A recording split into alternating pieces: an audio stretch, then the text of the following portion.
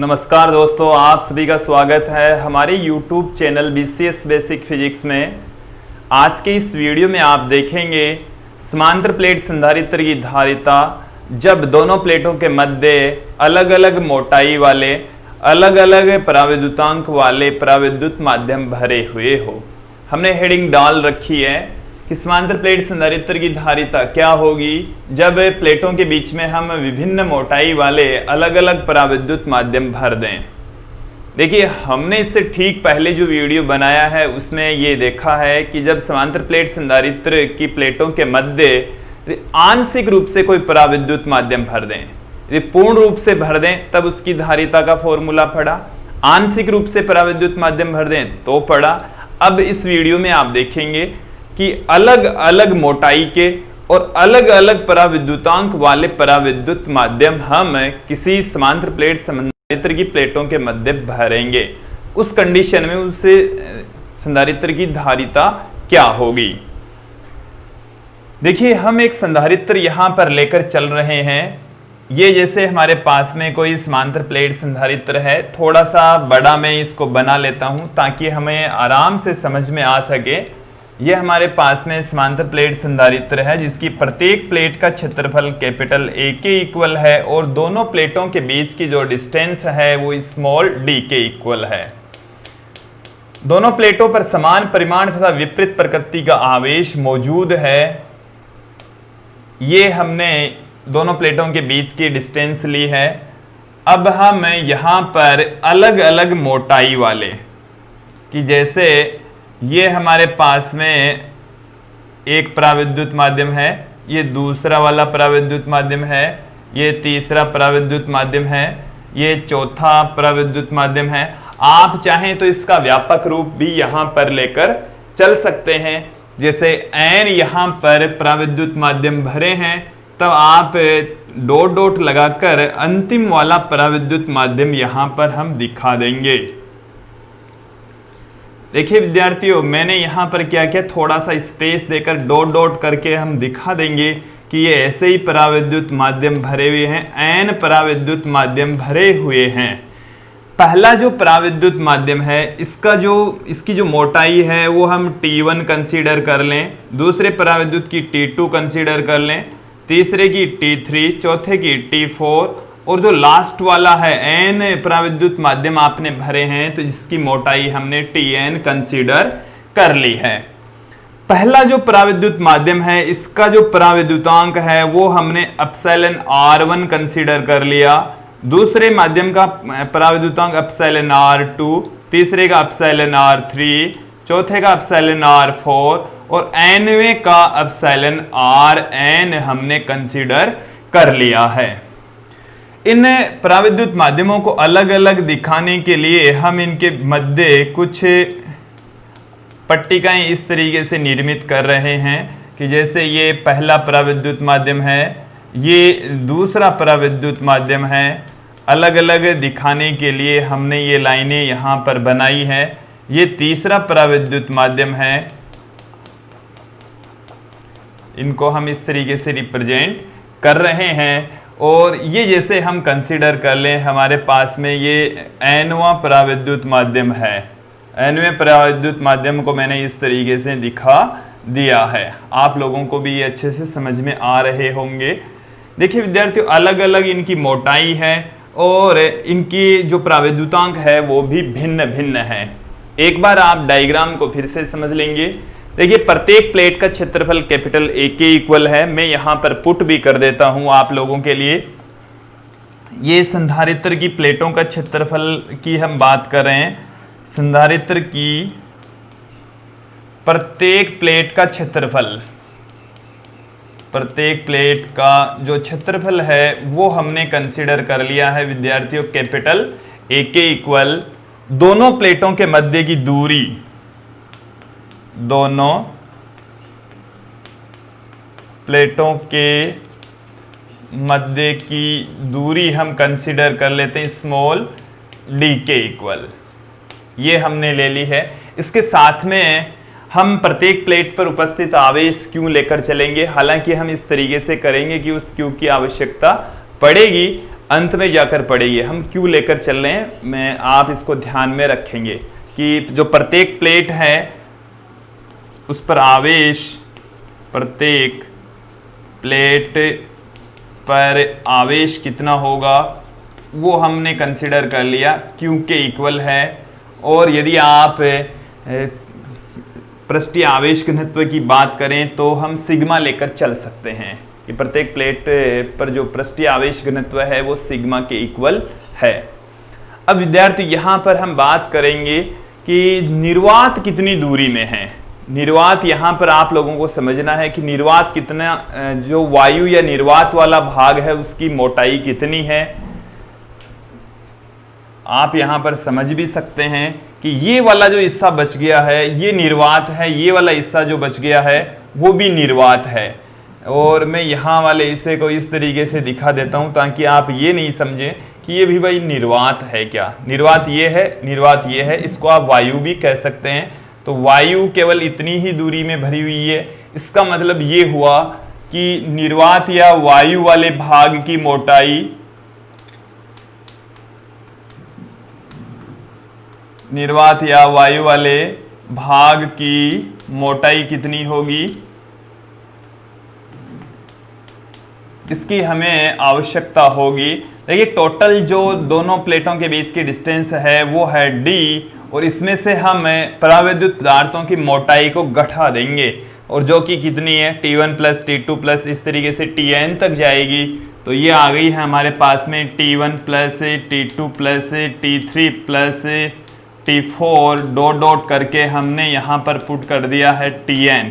इतनी मोटाई में निर्वात है या वायु है, ये पूरी की बात है। और इतनी मोटाई में ये ब्रैकेट वाली राशि हमारे को परावैद्युत माध्यमों की मोटाई को इंगित कर रही है। देखिए अब हम बात करेंगे दोनों प्लेटों के मध्य के विभवांतर की। इस वीडियो को अच्छे से समझने के लिए लास्ट का जो वीडियो है वो आप देख लेंगे और जिसकी लिंक हमने डिस्क्रिप्शन में दे रखी है। देखिए विद्यार्थियों क्या है, दोनों प्लेटों के मध्य का विभवांतर, दोनों प्लेटों के मध्य का विभवांतर क्या है,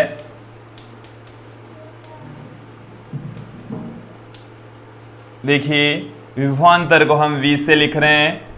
निर्वात में विभवांतर, निर्वात में विभवांतर होगा, फिर प्लस में माध्यमों में विभवांतर, माध्यमों में विभवांतर। निर्वात में जो विभवांतर है विद्यार्थियों उसको हम E नोट से पुट कर रहे हैं इनटू कितनी मोटाई में है, ये हमारे पास में उसकी मोटाई दे रखी है। निर्वात कितनी डिस्टेंस में है, D minus T1 plus T2 plus T3 dot dot करके मैं अंतिम जो मोटाई है Tn पुट कर देता हूं। ये आ गया हमारे पास में निर्वात में विभवांतर। अब हम माध्यमों में विभवांतर की बात करेंगे। देखिए विद्यार्थी जो माध्यम में विभवांतर है वो हमारे पास में आएगा अलग अलग माध्यमों के लिए यदि हम पुट करें तो इससे जो ठीक पहले वाला वीडियो है उसमें हमने देखा कि जो विद्युत क्षेत्र की तीव्रता है वो उससे वो एप्सिलॉन r से डिवाइड हो जाती है, एप्सिलॉन r भाग से डिवाइड हो जाएगी कुल जो विद्युत क्षेत्र की तीव्रता है। तो यहां पर आपको चलो मैं एक बार फिर से याद दिलाता हूं, निर्वात की जो यहां पर हमारे पास में माध्यम में जो विद्युत क्षेत्र की तीव्रता थी वो थी सिग्मा अपॉन में एप्सिलॉन, याद करिए। और एप्सिलॉन के स्थान पर हम एप्सिलॉन नॉट एप्सिलॉन r लिख सकते हैं और सिग्मा अपॉन एप्सिलॉन नॉट को विद्यार्थियों हम पुट कर सकते हैं E नॉट निर्वात की विद्युतशीलता अपॉन में एप्सिलॉन r। मैं इस वाले फॉर्मूले को यहां पर यूज में लेने वाला हूं, आप एक बार फिर से समझ लेंगे कि माध्यम में जो विद्युत क्षेत्र की तीव्रता होती है Em बराबर होती है सिग्मा अपॉन एप्सिलॉन, एप्सिलॉन के स्थान पर एप्सिलॉन नॉट एप्सिलॉन r और सिग्मा अपॉन एप्सिलॉन नॉट ये निर्वात की विद्युत क्षेत्र की तीव्रता होती है। तो यहां से उसकी जगह तो हमने E नोट पुट कर दिया तो E नोट बटे में एप्सिलॉन r आ जाएगा। तो देखिए विद्यार्थी पहले माध्यम की यदि हम बात करें तो पहले माध्यम के अंदर जो विद्युत क्षेत्र की तीव्रता है वो तो है ई नॉट, उसकी मोटाई है T1 अपॉन में उसका जो पराविद्युतांक है वो है एप्सिलॉन R1। ये पहले माध्यम के कारण से इस माध्यम के सिरों पर विभवांतर आ गया।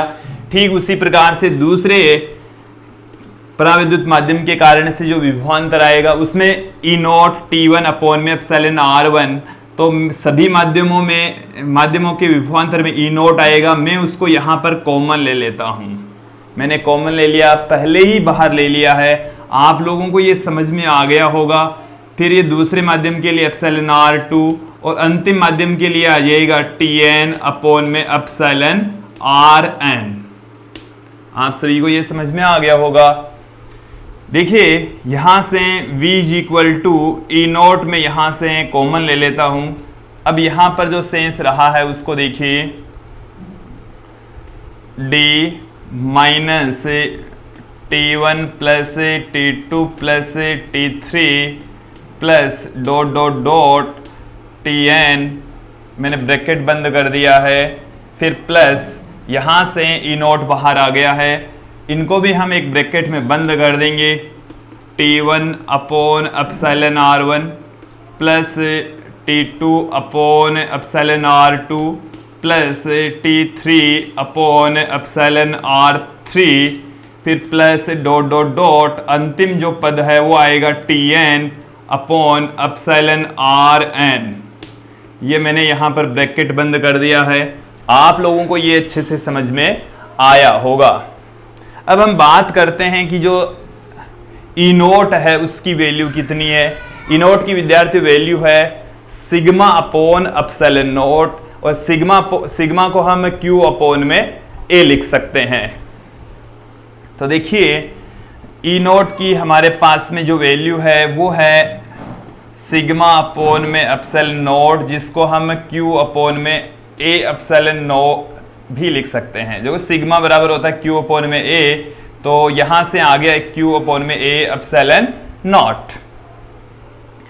देखिए विद्यार्थियों हमारे पास में अब जो संधारित्र है उसकी धारिता का फॉर्मूला मैं यहां पर पुट करूंगा। संधारित्र की जो धारिता है वो होती है C equal to Q upon में V, Q अपॉन V। तो यहां से विद्यार्थियों मैं वैल्यू पुट करूंगा V की यहां पर वैल्यू पुट कर देता हूं आपके लिए। तो ये Q तो पड़ा ही है, अपॉन में इसके आने वाली है ये पूरी राशि, ये पूरी की पूरी V की वैल्यू है वो यहां पर हम पुट कर देंगे। आप भी देखेंगे इसको। ई नोट में एक बार तो फिर से ई नोट को एज इट इज रख देता हूं, या आप मैं यहां पर इस ई नोट की वैल्यू पुट कर दूंगा। विद्यार्थियों देखेंगे हमारे एक पद कम हो जाएगा। तो यहां पर मैंने इसकी वैल्यू पुट कर दी Q अपॉन में A एप्सिलॉन नॉट। यहां से पूरी वैल्यू को एज इट इज नोट कर देंगे।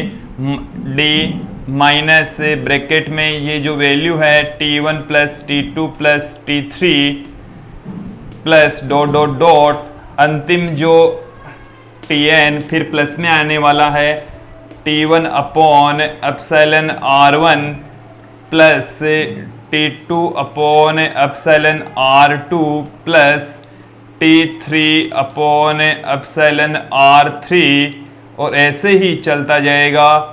अंतिम जो पद है वो Tn अपॉन एप्सिलॉन Rn आएगा। ये हमारे पास में आ गया है C। यहां से इसको गौर करके देखेंगे तो पाएंगे Q से Q कैंसिल हो गया, ये A एप्सिलॉन नोट बट्टे के ऊपर चला गया। अब मैं फाइनल जो सूत्र है इसका वो पुट कर रहा हूं आपके लिए।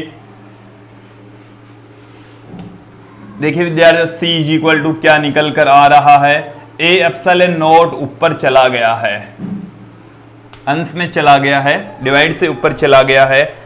बट्टे में क्या रह गया है आपके पास में D माइनस, ये पूरी की पूरा ब्रैकेट रह गया है। मैं इसको एज इट इज नोट कर देता हूं।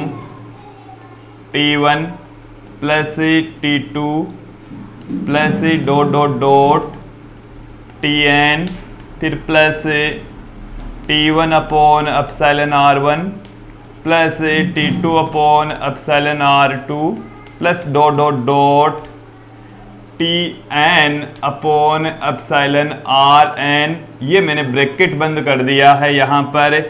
ये फॉर्मूला आ गया है हमारे पास में संधारित्र की धारिता जब समांतर प्लेट संधारित्र की प्लेटों के मध्य भिन्न भिन्न मोटाई वाले भिन्न भिन्न परावैद्युतांक वाले परावैद्युत माध्यम भरे हुए हो। देखिए विद्यार्थियों, यहां तक ये वीडियो आप लोगों को अच्छे समझ में आया होगा। अब इस वीडियो में आप अलग अलग कंडीशंस पुट कर सकते हैं। जैसे यदि हम ये बात करें कि पूरी तरह से निर्वात होगा तो T1 T2 इन सभी की वैल्यू 0 आ जाएगी, और 0 आएगी तो यहां से आपके पास में C equal to A epsilon naught upon small d आ जाएगा फॉर्मूला, जो हमने सर्वप्रथम संधारित्र की धारिता के लिए आप लोगों को बताया था। फिर उसके बाद में देखिए विद्यार्थियों, जब आंशिक रूप से परावैद्युत माध्यम भरा हो कि जैसे इन सब की मोटाई T है और सबका जो परावैद्युतांक है वो एप्सिलॉन R है, तो सबका यहां से कॉमन आ जाएगा, एप्सिलॉन R कॉमन आ जाएगी, सबकी मोटाई वो आ जाएगी T अपॉन में एप्सिलॉन R आ जाएगा, और यहां पर D माइनस T आ जाएगा। तो अलग अलग कंडीशंस में जो फॉर्मूले हैं जो हमने पहले पढ़े हैं उसके अकॉर्डिंग आ जाएगा। आप चाहें तो वो दोनों कंडीशंस यहां पर भी देख सकते हैं।